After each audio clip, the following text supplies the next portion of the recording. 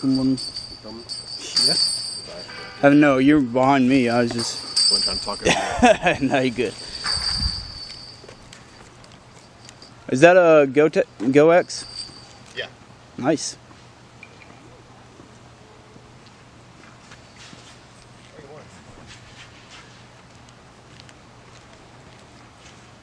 Hey, come on.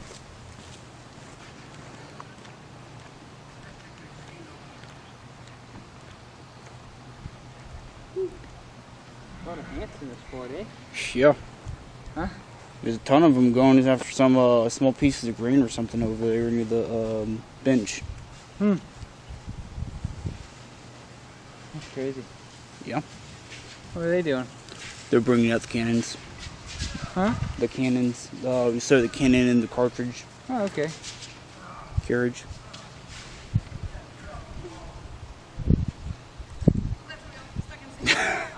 Yeah, it's heavy. Nice. What? So you guys just bring it out during the day and then put it back in there at night? I'm just active. Huh? I'm just active visitor. But yeah, they do it Sunday, Saturday, mattering on who's available with muskets, but they have a lot of cleaning and whatnot with the muskets, so it's easier to do the cannons. Oh, okay. Cool. I mean, you have a good one. You too.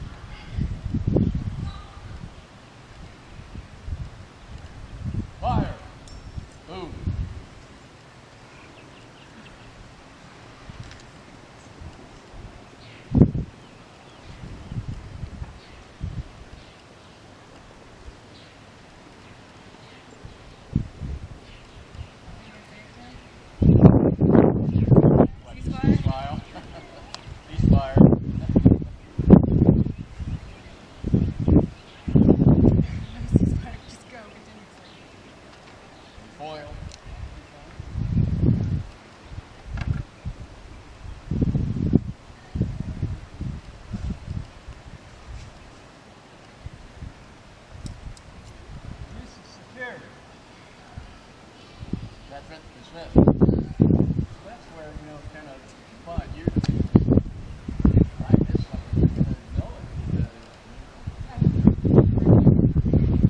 So each one,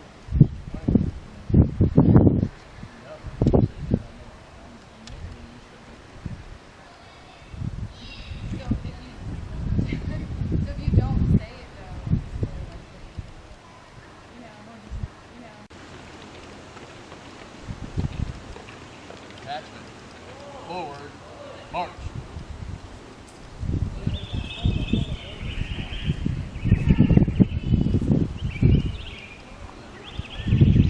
Halt. Halt.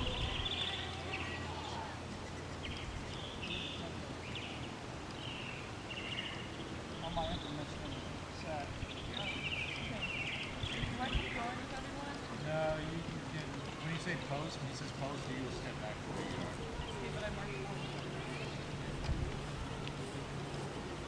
Hey, implement.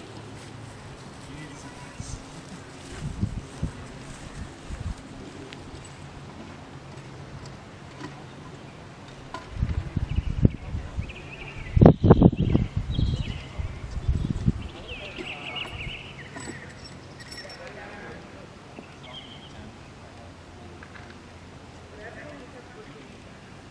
With shell, 1,500 yards.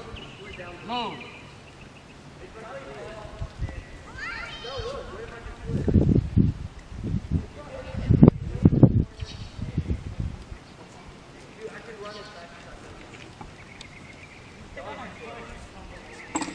Pack.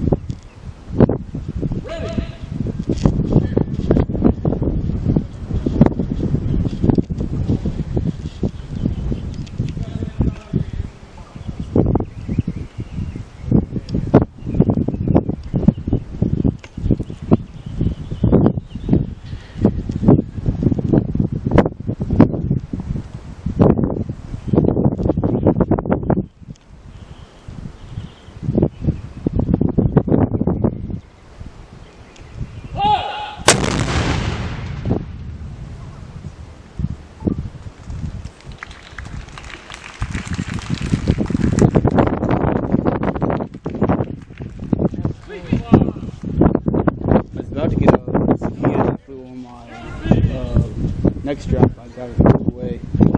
Yeah. And the phone just came on now. I was trying to turn it on. Are they gonna do it again? Yeah, one more time, and they do it in rounds of 2 each of the 3 times they're doing today. Usually it's only 2 times a day, but they always do 2 rounds. You know it, right? Oh, look at that cell phone and that phone. Out there. Oh, so he's gonna do some more.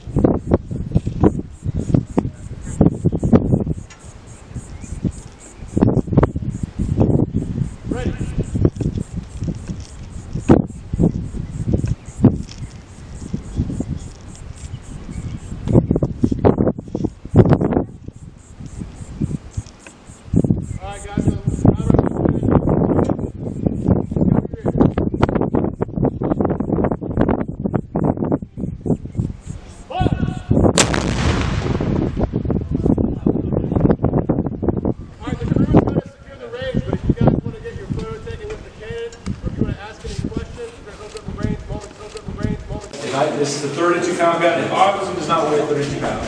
How much? 32 pounds. How much does the shot weigh? Yes, sir. So this would fire a 32-pound round spherical shot.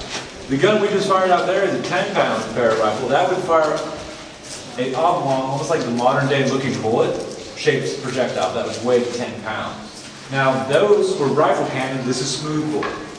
And then tell me what a rifle cannon is, or rifling. Yes, sir. Rifling is like a spiral shape. Yep, I always get that hand motion. This one right here, there's a spiral bruise starting at the back of a cannon, or a musket, or a gun, or a handgun that spirals its way out to the muzzle, The spinning is very important. Anybody throw a football? Yes. I'm sure there's been a couple of you. So if you throw a football, you want to get the what? Perfect spiral. You want to get that perfect spiral because that spiral splits the air ahead of that projectile, or in this case, the football, allowing it to fly much further and much more accurately. So these guns did not have that. The 10-pound Parrot did. So these guns were very inaccurate. That gun could fire accurately up to about 5,000 yards. This gun, 1,000 yards. Not even accurately.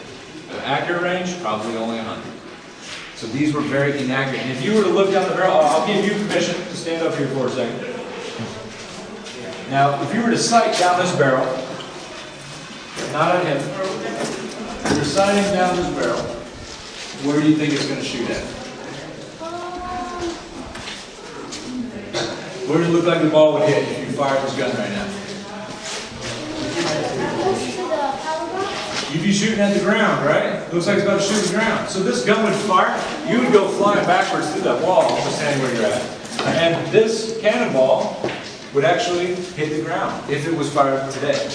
But remember what I said during the nature walk this morning? The water where it was where? It was much closer, correct? So right out here at the trajectory that this cannon is out there aiming right now, the cannonball would skip across the water. So that cannonball would do like a ship of stone across the water. And the design of that is that it would go through the hull of the ship at the water line. The goal was to take out the ship because they didn't have parrot rifles out on the fort. They were outside in sand batteries. They had the en barbette gun. So en barbette is a French word firing from a raised position. So they had guns up above us, Rodman's and Columbia, firing down at the ship as it slowed down because it was taking on water. And then you had more and more ships coming in a flotilla, slowing down because their comrades ahead of them were going too slow, and then they were even easier targets. That was for an 8-pound black powder bag. So those two that helped me, you guys are filling up an 8-pound charge of black powder. That'd be pushed back to the barrel, and that's what would fire a 32-pound projectile. 8 pounds. But they also had 5 pounds. So it's ready to fire.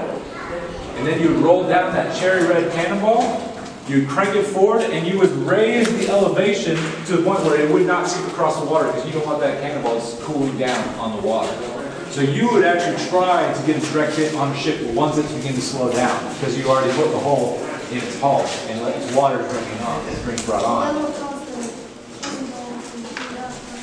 The cannonball would sink into the side of the ship, sticking there. So the lesser amount of velocity, the less black powder is not going to like put it through the whole ship. It's hopefully going to stick it in the side of the ship and maybe just through the hull. Because ships back then were wood and were sealed with what? To make Wax.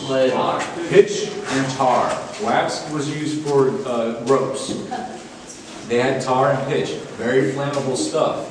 It would begin to burn the ship from the hull and up over the gunnels of the ship, burning the ship down to the water line. So I'm trying to start a fire, not take damage. Yes, sir. That's why they didn't want to put it through the hull of the ship necessarily. I mean, if they did put it through, you could probably set some stuff on fire inside, but that would allow the soldiers on the inside, the sailors, to put out the fire on the inside of the ship, while on the outside of the ship, you can't do it. Yeah. And if you're lucky, you hit their powder magazine. And then the whole ship blows up. But that is a 32-pound gun. Yes, sir. I read somewhere that like some cannons like shoot like a chain shot to like Chain cannonball? They were not used really here. Those were more or less on naval cannons during the golden age of piracy, so early 1600s, late 1500s. And chain shot was primarily that gun go off. I have this lanyard. At the very end, I have the toggle. So this is where I put my hand. And the other end is the hook. I attach it to the brass little loop at the end of the friction primer. And when I step out, I'm far enough away from that cannon, so if there was recoil, I wouldn't get crushed by one of the wheels. So when I pull this behind my back, this pulls this way, ripping this little brass wire outside of this tube, which has black powder in it, and it causes a friction. It causes a spark as the friction pulls out of that tube, causing that spark to ignite that black powder, drop down through the vent. So there's a hole at the back of the cannon where the wider portion of it is called the reinforce. So that flame goes down that vent, touching that black powder and firing the piece. Hello, my name is Jocelyn. I'm a volunteer, and this afternoon I did position number 5, which means that I stand in front of the number away from the rest of the crew, and at the command load, I go to the back of the number, I take out the charge, place it in this haversack, and then I deliver it to the number 2 who loads that into the board. Good afternoon, my name is Tim. I'm a volunteer here at Gulf Islands. Today I'm in the position of gunner. I would be sometimes referred to as the sergeant of the peace. I have a couple implements that I use. First is the hand spike. When the command is given to grab, take implements, I provide this to the number 3. That person will then insert it in the trail of the cannon. It gives them additional leverage. So when I instruct them that I want the cannon barrel to go left or right, they have sufficient leverage to make that movement. The other thing that I have is an adjustable rear sight. So I will be in charge of handling the elevation of the firing of the round. I also am primarily responsible for safety. I give the commands in order. The crew already knows exactly what they're going to do, but we do those commands in that fashion so that the 10-pound Parrot had something called rifling in the barrel. That is a modern invention. It dramatically increased the speed as well as the accuracy of the round that it was firing. It's a series of what we call lands, raised portions, and grooves in the barrel. And what that does is the charge that's in it is imparted a spin to it. It's the spin on the charge that gives it its accuracy. So when the explosion goes off at the rear of the barrel, this is a soft metal here at the back. And what happens is both the concussion as well as the heat causes that to flare outward, makes contact with the barrel, and that spin is imparted to it. These were essentially hollow. One of the things that I call out for the person running the limber is the type of charge that I want to have in it, one at a time up to the can. And who makes the other charge? Well, in this particular case, you've got charges that are pre-made, but she is the one who looks and determines, is this the length of the fuse that the gunner called out? Or did he say a shell? Or did he say a canister? So there would be different types of ballistic that go inside. She picks that based upon what she's told to do. And they're all piled outside? They're inside the limber.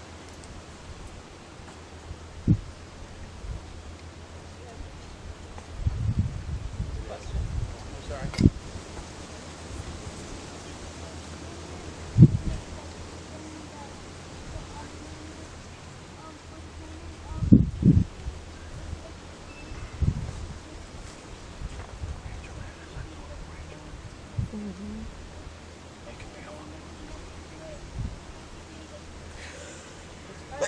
The friction primer goes down into the hole, and then when he pulls the lanyard, he's going to break that key, create the friction, and that shoots the spark down onto the compound.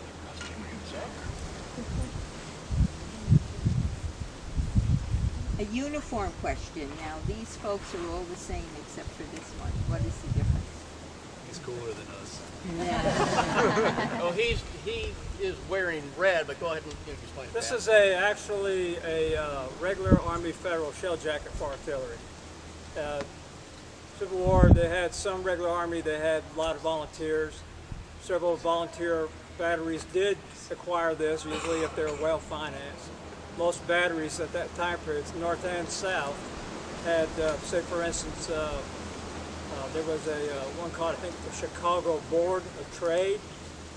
They actually financed a federal battery out of their own money, the businesses, and so they bought the uniforms for them. And this is a regulation shell jacket. Is it warm? No, it's hot. So the Marines have several different ranks that have nicknames. A gunnery sergeant is called Gunny, and a warrant officer is called a gunner. Any knowledge of the history of all that? Yes, It's different. It's 1860s versus early 1900s up until now, so it's different back then. So that's for Marines. This is artillery in the Army. All right, well, there'll be more chances for questioning afterwards. I'm sure these guys would love to have the questions, though, in the shade. Yeah. Let's back out and fire it one more time. But now that you guys have some context to kind of know what's going on, we invite you to come a little closer. We have a really nice opportunity for some different perspective on top of Battery Pensacola. You can take the stairs there to that second platform there for Battery Pensacola, and or Just come up all along the rope line here, as long as you don't go beyond the rope. You get a closer view, maybe even a side profile of the canopy fire. Yeah, I saw somebody taking video and photo up there too, but it's a little bit further distance. It is. That's also a possibility. Left face. Forward. Well. Everybody will fight.